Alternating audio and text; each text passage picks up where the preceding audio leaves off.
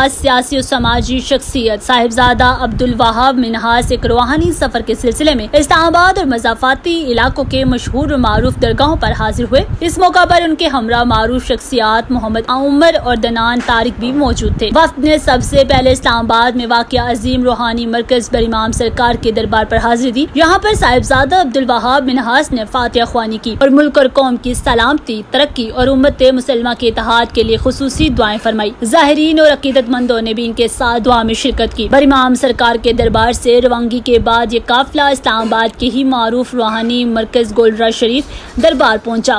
یہاں صاحبزادہ عبدالوہاب منہاس نے عقیدت اور احترام کے ساتھ سلام پیش کیا اور روحانی محفل میں شامل ہو کر دربار کی روایتی روحانی فضا سے فیض حاصل کیا۔ اس کے بعد وفد نے پیر سید غلام نظام الدین جامی گیلانی قادری صاحب کے ڈیرے پر خصوصی حاضری دی، جہاں 12 ربیع الاول کے بابرکت موقع پر میلاد النبی صلی اللہ علیہ وآلہ وسلم کی فضیلت اور اس کی روحانی اہمیت پر مفصل گفتگو کی گئی۔ پیر صاحب نے اپنے خطاب میں عشق رسول کو مسلمانوں کی اصل طاقت قرار دیا اور دینی اور ملی اتحاد پر زور دیا۔ نشست کے اختتام پر پیر سید غلام نظام الدین جامی گیلانی قادری نے حاضرین کے لیے دعا فرمائی۔ انہوں نے پاکستان کی ترقی، استحکام اور امن سکون، امت مسلمہ کے اتحاد کے لیے اللہ تعالیٰ کے حضور خصوصی التجائیں کی۔ بعد ازاں صاحبزادہ عبدالوہاب منہاس نے اپنے رفقا کے ہمراہ واپس روانہ ہوئے۔ عکاسی اور میڈیا کوریج۔ اس روحانی دورے کے تمام لمحات کی عکاسی معروف فوٹوگرافر اور ویڈیوگرافر راجہ ساجد نے کی۔ ناظرین سے گزارش ہے ہمارے چینل کو سبسکرائب کریں، فیس بک پیج کو لائک کریں، فالو کریں